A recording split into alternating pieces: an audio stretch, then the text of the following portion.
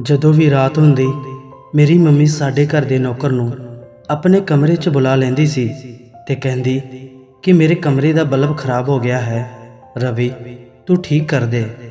ਮੈਨੂੰ ਹਨੇਰੇ ਵਿੱਚ ਬਹੁਤ ਡਰ ਲੱਗਦਾ ਹੈ। ਮੈਨੂੰ ਇਦਾਂ ਲੱਗਦਾ ਜਿਵੇਂ ਕੋਈ ਮੇਰੇ ਆਸੇ-ਪਾਸੇ ਘੁੰਮ ਰਿਹਾ ਹੈ। ਰਵੀ ਸਾਡੇ ਘਰ ਦਾ ਨੌਕਰ ਸੀ ਤੇ ਉਹ ਕਾਫੀ ਸਾਲਾਂ ਤੋਂ ਸਾਡੇ ਘਰ ਰਹਿੰਦਾ ਸੀ ਤੇ ਸਾਡੇ ਘਰ ਦਾ ਕੰਮ ਕਰਦਾ ਸੀ। ਰਵੀ ਮੇਰੀ ਮੰਮੀ ਦੇ ਕਮਰੇ 'ਚ ਬਲਬ ਠੀਕ ਕਰਨ ਜਾਂਦਾ ਸੀ ਤਾਂ ਮੈਂ ਵੀ ਉਹਨਾਂ ਦੇ ਪਿੱਛੇ ਚਲੀ ਜਾਂਦੀ ਸੀ, ਪਰ ਮੇਰੀ ਮੰਮੀ ਮੈਨੂੰ ਕਹਿੰਦੀ ਕਿ ਬੇਟਾ ਤੂੰ ਆਪਣੇ ਕਮਰੇ ਵਿੱਚ ਜਾ ਕੇ ਆਰਾਮ ਕਰ ਲੈ। ਮੈਂ ਆਪਣੀ ਮੰਮੀ ਦੀ ਗੱਲ ਮੰਨ ਕੇ ਆਪਣੇ ਕਮਰੇ ਵਿੱਚ ਚਲੀ ਜਾਂਦੀ ਸੀ, ਕਿਉਂਕਿ ਉਦੋਂ ਮੈਂ ਬਹੁਤ ਛੋਟੀ ਸੀ। ਮੈਨੂੰ ਇਹਨਾਂ ਸਭ ਗੱਲਾਂ ਬਾਰੇ ਕੁਝ ਨਹੀਂ ਪਤਾ ਸੀ, ਇਸ ਕਰਕੇ ਮੈਂ ਚੁੱਪ ਕਰਕੇ ਆਪਣੇ ਕਮਰੇ ਵਿੱਚ ਚਲੀ ਜਾਂਦੀ ਸੀ।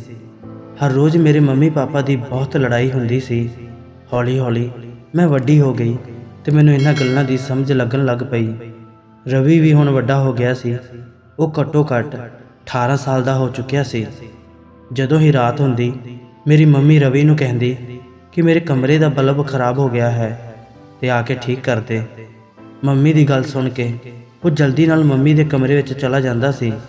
ਜਦੋਂ ਮੈਂ ਆਪਣੀ ਮੰਮੀ ਦੇ ਕਮਰੇ ਕੋਲ ਜਾਂਦੀ ਤਾਂ ਦਰਵਾਜ਼ਾ ਅੰਦਰੋਂ ਬੰਦ ਹੁੰਦਾ ਸੀ। ਮੇਰੇ ਦਿਮਾਗ ਵਿੱਚ ਆਪਣੀ ਮੰਮੀ ਤੇ ਉਸ ਨੌਕਰ ਨੂੰ ਲੈ ਕੇ ਬਹੁਤ ਗਲਤ ਸਵਾਲ ਉੱਠਦੇ ਸੀ। ਮੈਂ ਬਹੁਤ ਹੈਰਾਨੀ ਨਾਲ ਸੋਚਣ ਲੱਗੀ ਕਿ ਇਹ ਕਿਹੜੀ ਗੱਲ ਹੋਈ।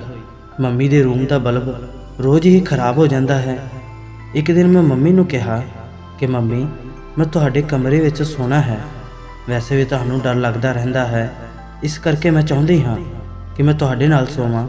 ਮੰਮੀ ਮੈਨੂੰ ਜਲਦੀ ਨਾਲ ਕਹਿਣ ਲੱਗੀ ਕਿ ਨਹੀਂ ਬੇਟਾ, ਤੂੰ ਆਪਣੇ ਕਮਰੇ ਵਿੱਚ ਸੋ ਜਾ। ਤੈਨੂੰ ਪਤਾ ਤਾਂ ਹੈ ਕਿ ਮੇਰੇ ਕਮਰੇ ਦਾ ਬਲਬ ਕਦੇ-ਕਦੇ ਖਰਾਬ ਹੋ ਜਾਂਦਾ ਹੈ। ਬੱਚੇ ਤੂੰ ਪੜ੍ਹਨਾ ਵੀ ਹੁੰਦਾ ਹੈ। ਮੰਮੀ ਦੀ ਗੱਲ ਸੁਣ ਕੇ ਮੈਂ ਚੁੱਪ ਹੋ ਗਈ ਤੇ ਆਪਣੇ ਕਮਰੇ ਵਿੱਚ ਚਲੀ ਗਈ। ਹੁਣ ਮੈਨੂੰ ਆਪਣੀ ਮੰਮੀ ਤੇ ਸ਼ੱਕ ਹੋਣ ਲੱਗ ਗਿਆ ਸੀ ਕਿ ਕੋਈ ਨਾ ਕੋਈ ਗੱਲ ਤਾਂ ਜ਼ਰੂਰ ਹੈ। ਮੈਨੂੰ ਆਪਣੀ ਮੰਮੀ ਤੇ ਬਹੁਤ ਗੁੱਸਾ ਆਉਣ ਲੱਗ ਪਿਆ ਸੀ ਕਿ ਉਹ ਮੈਨੂੰ ਆਪਣੇ ਕਮਰੇ ਵਿੱਚ ਕਿਉਂ ਨਹੀਂ ਸੌਣ ਦਿੰਦੇ। ਆਖਿਰ ਮੈਂ ਵੀ ਤਾਂ ਉਹਨਾਂ ਦੀ ਕੁੜੀ ਹਾਂ, ਉਹਨਾਂ ਦਾ ਆਪਣਾ ਖੂਨ ਹਾਂ। ਹੁਣ ਮੈਂ ਵੱਡੀ ਹੋ ਗਈ ਸੀ ਤੇ ਮੈਨੂੰ ਸਭ ਕੁਝ ਸਮਝ ਆਉਂਦਾ ਸੀ। ਮੈਨੂੰ ਮੰਮੀ ਦਾ ਰਵੱਈਆ ਕੁਝ ਠੀਕ ਨਹੀਂ ਸੀ ਲੱਗਦਾ। ਉਹ ਮੇਰੇ ਨਾਲ ਬਹੁਤ ਅਜੀਬ ਜਿਹਾ ਵਿਵਹਾਰ ਕਰਦੀ ਸੀ। ਹੁਣ ਤਾਂ ਰਵੀ ਵੀ ਮੇਰੀ ਮੰਮੀ ਦੇ ਕਮਰੇ ਵਿੱਚ ਹੀ ਸੌਣ ਲੱਗ ਪਿਆ ਸੀ। ਮੈਂ ਆਪਣੇ ਆਪ ਨੂੰ ਬਹੁਤ ਬਦਕਿਸਮਤ ਸਮਝਣ ਲੱਗ ਪਈ ਸੀ, ਕਿਉਂਕਿ ਮੇਰੀ ਮੰਮੀ ਮੈਨੂੰ ਤਾਂ ਆਪਣੇ ਕਮਰੇ ਵਿੱਚ ਸੌਣ ਨਹੀਂ ਸੀ ਦਿੰਦੀ ਤੇ ਇੱਕ ਨੌਕਰ ਨੂੰ ਆਪਣੇ ਕਮਰੇ ਵਿੱਚ ਸੌਣ ਦੀ ਪੂਰੀ ਇਜਾਜ਼ਤ ਦੇ ਰੱਖੀ ਸੀ। ਇਹ ਗੱਲ ਮੇਰੇ ਦਿਲ ਤੇ ਲੱਗੀ ਸੀ। ਮੈਨੂੰ ਬਹੁਤ ਦੁੱਖ ਹੁੰਦਾ ਸੀ। ਮੈਨੂੰ ਮੰਮੀ ਤੋਂ ਵੀ ਬਹੁਤ ਨਫ਼ਰਤ ਹੋਣ ਲੱਗ ਪਈ ਸੀ। ਇੱਕ ਦਿਨ ਮੈਂ ਆਪਣੇ ਕਮਰੇ ਵਿੱਚ ਸੁੱਤੀ ਪਈ ਸੀ। ਅਚਾਨਕ ਮੇਰੀ 12 ਕੁ ਵਜੇ ਅੱਖ ਖੁੱਲ੍ਹੀ। ਮੈਨੂੰ ਬਹੁਤ ਪਿਆਸ ਲੱਗੀ ਹੋਈ ਸੀ। ਮੈਂ ਰਸੋਈ ਵਿੱਚੋਂ ਪਾਣੀ ਲੈਣ ਗਈ ਤਾਂ ਮੈਂ ਦੇਖਿਆ ਕਿ ਮੇਰੀ ਮੰਮੀ ਦੇ ਰੂਮ ਵਿੱਚੋਂ ਹੱਸਦਿਆਂ ਦੀਆਂ ਆਵਾਜ਼ਾਂ ਆ ਰਹੀਆਂ ਸੀ। ਮੈਂ ਬੂਹਾ ਖੋਲ੍ਹਣ ਦੀ ਕੋਸ਼ਿਸ਼ ਕੀਤੀ, ਪਰ ਬੂਹਾ ਅੰਦਰੋਂ ਬੰਦ ਸੀ। ਮੈਂ ਬਾਹਰੇ ਕੰਨ ਲਾ ਕੇ ਸੁਣਨ ਦੀ ਕੋਸ਼ਿਸ਼ ਕੀਤੀ। ਮੈਂ ਸੁਣਿਆ ਉਹ ਆਵਾਜ਼ ਸਾਡੇ ਘਰ ਦੇ ਨੌਕਰ ਤੇ ਮੇਰੀ ਮੰਮੀ ਦੀ ਸੀ। ਮੈਨੂੰ ਚੰਗੀ ਤਰ੍ਹਾਂ ਸੁਣਾਈ ਤਾਂ ਨਹੀਂ ਦਿੱਤੀ, ਪਰ ਮੈਂ ਪੱਕਾ ਯਕੀਨ ਨਾਲ ਕਹਿ ਸਕਦੀ ਸੀ ਕਿ ਉਹ ਆਵਾਜ਼ ਮੰਮੀ ਤੇ ਨੌਕਰ ਦੀ ਸੀ। ਹੁਣ ਮੇਰਾ ਸ਼ੱਕ ਯਕੀਨ ਵਿੱਚ ਬਦਲ ਗਿਆ ਸੀ, ਕਿਉਂਕਿ ਮੈਨੂੰ ਸਾਡੇ ਨੌਕਰ ਤੇ ਮੇਰੀ ਮੰਮੀ ਵਿੱਚ ਕੋਈ ਨਾ ਕੋਈ ਰਿਸ਼ਤਾ ਜ਼ਰੂਰ ਲੱਗ ਰਿਹਾ ਸੀ। ਇਹ ਬਹੁਤ ਹੈਰਾਨੀ ਵਾਲੀ ਗੱਲ ਸੀ ਕਿ 12 ਵਜੇ ਦੇ ਕਰੀਬ ਸਾਡੇ ਘਰ ਦਾ ਨੌਕਰ ਮੇਰੀ ਮੰਮੀ ਦੇ ਕਮਰੇ ਵਿੱਚ ਕੀ ਕਰਦਾ ਸੀ। ਇਹ ਕੋਈ ਛੋਟੀ ਗੱਲ ਨਹੀਂ ਸੀ, ਤੇ ਨਾਲੇ ਉਹ ਵੀ ਉਦੋਂ ਜਦੋਂ ਮੇਰੇ ਪਾਪਾ ਘਰ ਨਹੀਂ ਹੁੰਦੇ ਸੀ। ਮੈਨੂੰ ਉਹਨਾਂ ਦੋਨਾਂ ਤੇ ਸ਼ੱਕ ਹੋਣ ਲੱਗ ਪਿਆ ਸੀ। ਇੱਕ ਦਿਨ ਮੈਂ ਸੋਚ ਲਿਆ ਕਿ ਮੈਂ ਮੰਮੀ ਦੇ ਕਮਰੇ ਦੇ ਵਿੱਚ ਲੁੱਕ ਕੇ ਇਹ ਸਭ ਰਾਜ਼ ਜਾਣ ਕੇ ਰਹਾਂਗੀ ਕਿ ਆਖਿਰ ਸਾਡੇ ਘਰ ਦਾ ਨੌਕਰ ਮੇਰੀ ਮੰਮੀ ਦੇ ਕਮਰੇ ਵਿੱਚ ਕੀ ਕਰਦਾ ਹੈ। ਜਦੋਂ ਮੈਨੂੰ ਇਹ ਰਾਜ਼ ਬਾਰੇ ਪਤਾ ਲੱਗਾ, ਮੇਰੇ ਹੋਸ਼ ਹੀ ਉੱਡ ਗਏ ਕਿ ਸਾਡੇ ਘਰ ਦਾ ਨੌਕਰ ਮੇਰੀ ਮੰਮੀ ਨਾਲ। ਚਲੋ ਮੈਂ ਤੁਹਾਨੂੰ ਪੂਰੀ ਗੱਲ ਖੁੱਲ੍ਹ ਕੇ ਦੱਸਦੀ ਹਾਂ। ਮੇਰਾ ਨਾਮ ਪ੍ਰੀਤੀ ਹੈ। ਮੇਰੇ ਪਾਪਾ ਸਰਕਾਰੀ ਨੌਕਰੀ ਕਰਦੇ ਸੀ ਤੇ ਮੇਰੀ ਮੰਮੀ ਘਰੇਲੂ ਔਰਤ ਸੀ। ਮੇਰਾ ਇੱਕ ਛੋਟਾ ਭਰਾ ਸੀ ਜੋ ਮੇਰੇ ਤੋਂ 5 ਸਾਲ ਛੋਟਾ ਸੀ। ਮੈਨੂੰ ਉਹ ਦਿਨ ਅੱਜ ਵੀ ਯਾਦ ਹੈ ਜਿੱਦਣ ਮੇਰੇ ਪਾਪਾ ਰਵੀ ਨੂੰ ਸਾਡੇ ਘਰ ਲੈ ਕੇ ਆਏ ਸੀ। ਪਾਪਾ ਨੇ ਮੰਮੀ ਨੂੰ ਕਿਹਾ, ਇਹ ਸਾਡਾ ਨਵਾਂ ਨੌਕਰ ਹੈ। ਉਸ ਸਮੇਂ ਉਹ ਸਿਰਫ 10 ਸਾਲ ਦਾ ਸੀ। ਉਹਦੀਆਂ ਅੱਖਾਂ ਬਹੁਤ ਜ਼ਿਆਦਾ ਅਜੀਬ ਜਿਹੀਆਂ ਸੀ, ਲਾਲ ਹੀ ਰਹਿੰਦੀਆਂ ਸੀ। ਇੱਦਾਂ ਲੱਗਦਾ ਸੀ ਜਿਵੇਂ ਉਹ ਕੋਈ ਨਸ਼ੇ ਕਰਦਾ ਹੋਵੇ। ਰਵੀ ਦੇ ਆਉਣ ਤੋਂ ਪਹਿਲਾਂ ਸਾਡੇ ਘਰ ਇੱਕ ਨੌਕਰਾਨੀ ਕੰਮ ਕਰਦੀ ਸੀ। ਉਹ ਕੰਮ ਛੱਡ ਕੇ ਚਲੀ ਗਈ ਸੀ। ਉਸ ਤੋਂ ਬਾਅਦ ਮੇਰੇ ਪਾਪਾ ਰਵੀ ਨੂੰ ਲੈ ਕੇ ਆਏ ਉਹਨੇ ਆਉਂਦਿਆਂ ਹੀ ਸਾਡੇ ਘਰ ਦਾ ਸਾਰਾ ਕੰਮਕਾਰ ਸਮਝ ਲਿਆ ਸੀ। ਉਹ ਰੋਟੀ ਸਬਜ਼ੀ ਵੀ ਬਣਾ ਲੈਂਦਾ ਸੀ। ਹੁਣ ਤਾਂ ਉਹ ਡਰਾਈਵਰ ਦੀ ਨੌਕਰੀ ਵੀ ਕਰਨ ਲੱਗ ਪਿਆ ਸੀ। ਥੋੜ੍ਹੇ ਹੀ ਸਮੇਂ ਵਿੱਚ ਸਾਡੇ ਘਰ ਕੁਝ ਬਦਲਾਅ ਹੋਣੇ ਸ਼ੁਰੂ ਹੋ ਗਏ। ਉਸ ਸਮੇਂ ਮੈਂ ਛੋਟੀ ਬੱਚੀ ਸੀ, ਕਿਉਂਕਿ ਬੱਚੇ ਜਲਦੀ ਹੀ ਘਰ ਦੇ ਮਾਹੌਲ ਨੂੰ ਸਮਝ ਜਾਂਦੇ ਹਨ। ਮੰਮੀ ਪਾਪਾ ਹਮੇਸ਼ਾ ਇੱਕ ਦੂਜੇ ਨਾਲ ਲੜਦੇ ਰਹਿੰਦੇ ਸੀ। ਹੁਣ ਮੰਮੀ ਵੀ ਮੇਰੇ ਪਾਪਾ ਨਾਲ ਜ਼ਿਆਦਾ ਗੁੱਸੇ ਰਹਿਣ ਲੱਗ ਪਈ ਸੀ। ਮੇਰੇ ਪਾਪਾ ਜ਼ਿਆਦਾਤਰ ਬਾਹਰ ਹੀ ਰਹਿੰਦੇ ਸੀ। ਮੇਰੀ ਮੰਮੀ ਵੀ ਹਮੇਸ਼ਾ ਪਾਪਾ ਦੇ ਨਾਲ ਗੁੱਸੇ ਨਾਲ ਹੀ ਗੱਲ ਕਰਦੀ ਸੀ। ਮੈਨੂੰ ਸਭ ਕੁਝ ਚੰਗਾ ਨਹੀਂ ਲੱਗਦਾ ਸੀ। ਮੰਮੀ ਪਾਪਾ ਨੂੰ ਲੜਦਿਆਂ ਦੇਖ ਕੇ ਮੇਰਾ ਮਨ ਬਹੁਤ ਦੁਖੀ ਹੁੰਦਾ ਸੀ। ਮੈਂ ਉਦੋਂ ਛੋਟੀ ਸੀ। ਮੈਨੂੰ ਕਿਸੇ ਨੂੰ ਤੰਗ ਕਰਨ ਵਿੱਚ ਬੜਾ ਮਜ਼ਾ ਆਉਂਦਾ ਸੀ। ਮੈਂ ਰਸੋਈ ਵਿੱਚ ਜਾ ਕੇ ਰਵੀ ਨੂੰ ਬਹੁਤ ਤੰਗ ਕਰਦੀ ਸੀ। ਉਹ ਬਹੁਤ ਗੁੱਸੇ ਵਿੱਚ ਆ ਜਾਂਦਾ ਸੀ ਤੇ ਮੈਨੂੰ ਰਸੋਈ ਵਿੱਚੋਂ ਭਜਾ ਦਿੰਦਾ ਸੀ। ਜਦੋਂ ਉਹ ਘਰ ਵਿੱਚ ਨਹੀਂ ਹੁੰਦਾ ਸੀ ਤਾਂ ਮੈਂ ਉਹਦੇ ਤੋਂ ਚੋਰੀ ਛਿਪੇ ਰਸੋਈ ਵਿੱਚ ਆਟਾ ਗੁੰਨਣ ਲੱਗ ਜਾਂਦੀ ਸੀ। ਜੇ ਕਿਤੇ ਉਹ ਮੈਨੂੰ ਵੇਖ ਲੈਂਦਾ ਸੀ ਤਾਂ ਉਹਨੂੰ ਮੇਰੇ ਤੇ ਬਹੁਤ ਗੁੱਸਾ ਆਉਂਦਾ ਸੀ। ਉਹ ਮੈਨੂੰ ਕਹਿੰਦਾ ਕਿ ਸਾਰੀ ਰਸੋਈ ਗੰਦੀ ਕਰ ਦਿੱਤੀ। ਇਹ ਕਹਿ ਕੇ ਉਹ ਖੁਦ ਹੀ ਰਸੋਈ ਸਾਫ਼ ਕਰ ਲੈਂਦਾ ਸੀ। ਕਿਉਂਕਿ ਮੈਨੂੰ ਆਟਾ ਗੁੰਨਣਾ ਨਹੀਂ ਆਉਂਦਾ ਸੀ ਤੇ ਮੈਂ ਸਾਰੀ ਰਸੋਈ ਵਿੱਚ ਖਿਲਾਰਾ ਪਾ ਦਿੰਦੀ ਸੀ। ਮੈਂ ਹੁਣ ਵੱਡੀ ਹੋ ਗਈ ਸੀ। ਮੇਰੇ ਪਾਪਾ ਨੂੰ ਮੇਰੀ ਫਿਕਰ ਹੋਣ ਲੱਗ ਪਈ ਸੀ, ਪਰ ਮੇਰੀ ਮੰਮੀ ਨੂੰ ਤਾਂ ਸ਼ਾਪਿੰਗ ਤੇ ਆਪਣੀਆਂ ਸਹੇਲੀਆਂ ਨਾਲ ਬਾਹਰ ਘੁੰਮਣ ਫਿਰਨ ਤੋਂ ਵੇਲ ਹੀ ਨਹੀਂ ਮਿਲਦਾ ਸੀ ਕਿ ਉਹ ਮੇਰੇ ਤੇ ਵੀ ਧਿਆਨ ਦੇ ਸਕੇ। ਉਹ ਤਾਂ ਆਪਣੇ ਹੀ ਕੰਮਾਂ ਵਿੱਚ ਬਿਜੀ ਸੀ। ਮੇਰੇ ਪਾਪਾ ਵੀ ਡਿਊਟੀ ਟਾਈਮ ਤੋਂ ਬਾਅਦ ਘਰ ਨਹੀਂ ਆਉਂਦੇ ਸੀ। ਸਾਰੀ ਰਾਤ ਬਾਹਰ ਹੀ ਰਹਿੰਦੇ ਸੀ। ਮੇਰੇ ਪਾਪਾ ਦੀ ਸਰਕਾਰੀ ਨੌਕਰੀ ਸੀ ਤੇ ਸਰਕਾਰੀ ਨੌਕਰੀ ਦਾ ਪੈਸਾ ਮੇਰੀ ਮੰਮੀ ਫਾਲਤੂ ਖਰਚੇ ਕਰਨ ਵਿੱਚ ਉਡਾ ਦਿੰਦੀ ਸੀ। ਅਕਸਰ ਮੈਂ ਤੇ ਮੇਰਾ ਭਰਾ ਘਰ ਵਿੱਚ ਇਕੱਲੇ ਹੀ ਰਹਿੰਦੇ ਸੀ ਤੇ ਰਵੀ ਵੀ ਸਾਡੇ ਨਾਲ ਆ ਕੇ ਬਹਿ ਜਾਂਦਾ ਸੀ। ਮੇਰੇ ਮੰਮੀ ਪਾਪਾ ਰਵੀ ਤੇ ਬਹੁਤ ਵਿਸ਼ਵਾਸ ਕਰਦੇ ਸੀ। ਮੇਰੇ ਪਾਪਾ ਤਾਂ ਸ਼ੁਰੂ ਤੋਂ ਹੀ ਉਹਨੂੰ ਬਹੁਤ ਚੰਗਾ ਸਮਝਦੇ ਸੀ, ਪਰ ਆਖਿਰ ਉਹਨਾਂ ਨੂੰ ਪਤਾ ਨਹੀਂ ਸੀ ਕਿ ਉਹ ਕਿੰਨਾ ਭੈੜਾ ਹੈ। ਮੇਰੇ ਮੰਮੀ ਪਾਪਾ ਮੈਨੂੰ ਤੇ ਮੇਰੇ ਭਰਾ ਨੂੰ ਇੱਕ ਨੌਕਰ ਦੇ ਸਹਾਰੇ ਛੱਡ ਕੇ ਆਪੋ ਆਪਣੇ ਕੰਮਾਂ ਵਿੱਚ ਹੀ ਬਿਜੀ ਰਹਿੰਦੇ ਸੀ। ਉਹਨਾਂ ਦੋਨਾਂ ਨੂੰ ਤਾਂ ਆਪਣੇ ਕੰਮਾਂ ਤੋਂ ਵੇਲ ਹੀ ਨਹੀਂ ਮਿਲਦੀ ਸੀ। ਮੈਂ ਰਵੀ ਨੂੰ ਬਹੁਤ ਤੰਗ ਕਰਦੀ ਸੀ ਤੇ ਉਹਨੂੰ ਬਹੁਤ ਗੁੱਸਾ ਚੜਾਉਂਦੀ ਸੀ। ਇਹ ਸਭ ਕਰਨ ਵਿੱਚ ਮੈਨੂੰ ਬੜਾ ਮਜ਼ਾ ਆਉਂਦਾ ਸੀ। ਉਹ ਗੁੱਸਾ ਹੋਣ ਦੇ ਬਾਵਜੂਦ ਵੀ ਮੈਨੂੰ ਕੁਝ ਨਹੀਂ ਕਹਿ ਸਕਦਾ ਸੀ, ਕਿਉਂਕਿ ਮੈਂ ਉਹਦੇ ਮਾਲਕ ਦੀ ਕੁੜੀ ਸੀ। ਉਹਨੂੰ ਪਤਾ ਸੀ ਜੇ ਉਹਨੇ ਮੈਨੂੰ ਕੁਝ ਵੀ ਕਿਹਾ ਤਾਂ ਮੇਰੇ ਪਾਪਾ ਉਹਨੂੰ ਨੌਕਰੀ ਤੋਂ ਕੱਢ ਦੇਣਗੇ। ਹੁਣ ਤਾਂ ਉਹਨੇ ਬਹੁਤ ਅਜੀਬ ਹਰਕਤਾਂ ਕਰਨੀਆਂ ਸ਼ੁਰੂ ਕਰ ਦਿੱਤੀਆਂ ਸੀ। ਜਦੋਂ ਮੇਰੇ ਪਾਪਾ ਘਰ ਨਹੀਂ ਹੁੰਦੇ ਸੀ ਤਾਂ ਉਹ ਆਪਣੇ ਕੁਝ ਦੋਸਤਾਂ ਨੂੰ ਘਰ ਲੈ ਆਉਂਦਾ ਸੀ। ਉਹਨਾਂ ਨੂੰ ਗੈਸਟ ਰੂਮ ਦੇ ਵਿੱਚ ਬਿਠਾ ਦਿੰਦਾ ਸੀ। ਬਹੁਤ ਆਵਾਜ਼ ਆਉਣ ਕਰਕੇ ਮੈਨੂੰ ਪੜ੍ਹਨ ਵਿੱਚ ਬਹੁਤ ਮੁਸ਼ਕਿਲ ਹੁੰਦੀ ਸੀ। ਜਦੋਂ ਮੇਰੇ ਪਾਪਾ ਘਰ ਆਏ ਤਾਂ ਮੈਂ ਉਹਨਾਂ ਨੂੰ ਰਵੀ ਦੀ ਇਹ ਹਰਕਤ ਬਾਰੇ ਦੱਸ ਦਿੱਤਾ। ਪਾਪਾ ਰਵੀ ਨੂੰ ਬਹੁਤ ਬੋਲੇ ਤੇ ਸਭ ਦੇਖ ਕੇ ਮੈਨੂੰ ਬਹੁਤ ਜ਼ਿਆਦਾ ਖੁਸ਼ੀ ਹੋ ਰਹੀ ਸੀ।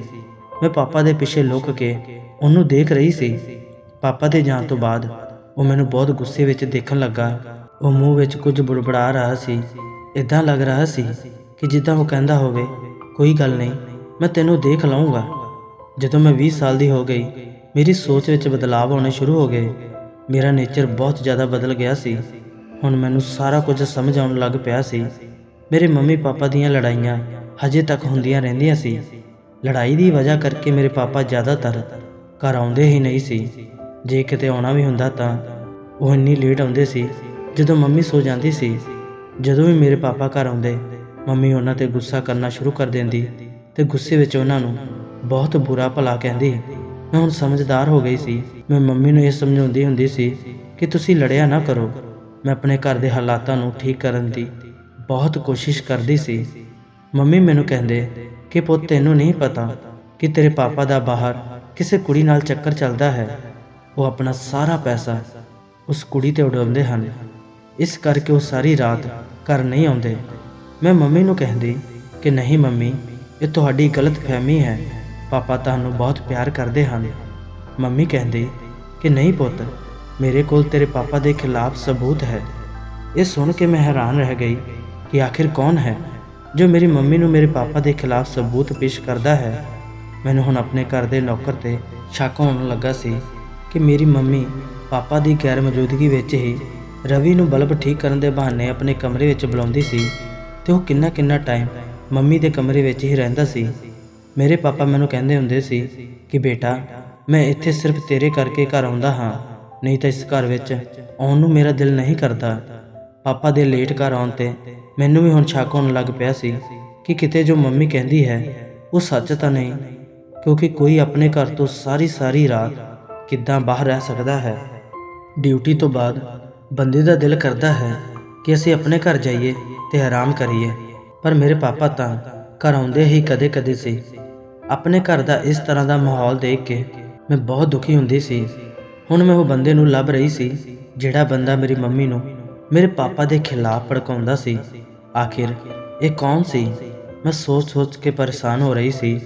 ਇੱਕ ਦਿਨ ਮੈਂ ਦੇਖਿਆ ਕਿ ਮੇਰੀ ਮੰਮੀ ਤੇ ਨੌਕਰ ਆਪਸ ਵਿੱਚ ਕੁਝ ਗੱਲਾਂ ਕਰ ਰਹੇ ਸੀ। ਮੈਂ ਬੂਹੇ ਪਿੱਛੇ ਲੁਕ ਕੇ ਉਹਨਾਂ ਦੀਆਂ ਗੱਲਾਂ ਸੁਣਨ ਦੀ ਕੋਸ਼ਿਸ਼ ਕਰਨ ਲੱਗੀ। ਮੈਂ ਸੁਣਿਆ ਕਿ ਰਵੀ ਮੰਮੀ ਨੂੰ ਕਹਿ ਰਿਹਾ ਸੀ ਕਿ ਭਾਜੀ ਦਾ ਬਾਹਰ ਕਿਸੇ ਕੁੜੀ ਨਾਲ ਚੱਕਰ ਚੱਲ ਰਿਹਾ ਹੈ ਤੇ ਉਹ ਉਸ ਨੂੰ ਬਹੁਤ ਪਿਆਰ ਕਰਦੇ ਨੇ। ਉਹ ਆਪਣਾ ਸਾਰਾ ਪੈਸਾ ਉਸ ਕੁੜੀ ਤੇ ਉਡਾਉਂਦੇ ਹਨ। ਨੌਕਰ ਦੀ ਇਹ ਗੱਲ ਸੁਣ ਕੇ ਮੈਂ ਹੈਰਾਨ ਹੋ ਗਈ। ਮੈਨੂੰ ਨੌਕਰ ਤੇ ਬਹੁਤ ਗੁੱਸਾ ਆ ਰਿਹਾ ਸੀ। ਹੁਣ ਮੈਨੂੰ ਪੂਰਾ ਯਕੀਨ ਹੋ ਗਿਆ ਸੀ ਕਿ ਸਾਡੇ ਘਰ ਵਿੱਚ ਅੱਗ ਲਾਉਣ ਵਾਲਾ ਕੋਈ ਹੋਰ ਨਹੀਂ ਬਲਕਿ ਸਾਡੇ ਘਰ ਦਾ ਨੌਕਰ ਹੀ ਹੈ। ਹੁਣ ਤਾਂ ਉਹ ਰੋਜ਼ ਹੀ ਮੇਰੀ ਮੰਮੀ ਦੇ ਕਮਰੇ ਵਿੱਚ ਸੌਣ ਲੱਗ ਪਿਆ ਸੀ। ਮੈਂ ਕਈ ਵਾਰ ਕਿਹਾ ਸੀ ਕਿ ਮੰਮੀ ਮੈਂ ਤੁਹਾਡੇ ਕਮਰੇ ਵਿੱਚ ਸੌਣਾ ਹੈ, ਪਰ ਹਮੇਸ਼ਾ ਮੰਮੀ ਮੈਨੂੰ ਕਹਿ ਕੇ ਟਾਲ ਦਿੰਦੀ ਕਿ ਬੱਚੇ ਤੁਹਾਨੂੰ ਪਤਾ ਹੀ ਹੈ ਕਿ ਮੇਰੇ ਕਮਰੇ ਦਾ ਬਲਬ ਅਚਾਨਕ ਖਰਾਬ ਹੋ ਜਾਂਦਾ ਹੈ, ਇਸ ਕਰਕੇ ਮੈਂ ਨਹੀਂ ਚਾਹੁੰਦੀ ਕਿ ਤੇਰੀ ਪੜ੍ਹਾਈ ਦੇ ਵਿੱਚ ਕੋਈ ਪਰੇਸ਼ਾਨੀ ਆਵੇ। ਤੂੰ ਆਪਣੇ ਕਮਰੇ ਵਿੱਚ ਹੀ ਸੋ ਜਾ। ਮੈਂ ਆਪਣੀ ਮੰਮੀ ਦੀ ਗੱਲ ਮੰਨ ਕੇ ਆਪਣੇ ਕਮਰੇ ਵਿੱਚ ਤਾਂ ਚਲੀ ਗਈ, ਪਰ ਹੁਣ ਮੈਂ ਆਪਣੇ ਨੌਕਰ ਤੇ ਨਜ਼ਰ ਰੱਖਣ ਲੱਗ ਪਈ ਸੀ ਕਿ ਉਹ ਪਾਪਾ ਦੀਆਂ ਮੰਮੀ ਨੂੰ ਕਿਹੜੀਆਂ ਚੁਗਲੀਆਂ ਕਰਦਾ ਹੈ। ਮੈਂ ਦੇਖਿਆ ਉਹ ਮੇਰੇ ਪਾਪਾ ਨੂੰ ਮੇਰੀ ਮੰਮੀ ਦੇ ਖਿਲਾਫ ਭੜਕਾ ਰਿਹਾ ਸੀ ਤੇ ਇਨਾਮ ਦੇ ਤੌਰ ਤੇ ਮੇਰੇ ਪਾਪਾ ਤੋਂ ਪੈਸੇ ਲੈ ਰਿਹਾ ਸੀ, ਤੇ ਦੂਜੇ ਪਾਸੇ ਮੈਂ ਇਹ ਵੀ ਦੇਖਿਆ ਕਿ ਉਹ ਮੇਰੀ ਮੰਮੀ ਨਾਲ ਮੇਰੇ ਪਾਪਾ ਦੀਆਂ ਚੁਗਲੀਆਂ ਕਰਦਾ ਸੀ ਤੇ ਮੰਮੀ ਤੋਂ ਵੀ ਇਨਾਮ ਦੇ ਤੌਰ ਤੇ ਪੈਸੇ ਲੈ ਲੈਂਦਾ ਸੀ। ਸਾਡਾ ਘਰ ਬੁਰੀ ਤਰ੍ਹਾਂ ਟੁੱਟ ਗਿਆ ਸੀ। ਇਹਦੇ ਪਿੱਛੇ ਕਿਸੇ ਹੋਰ ਦਾ ਹੱਥ ਨਹੀਂ ਬਲਕਿ ਸਾਡੇ ਘਰ ਦੇ ਨੌਕਰ ਦਾ ਹੀ ਹੱਥ ਸੀ।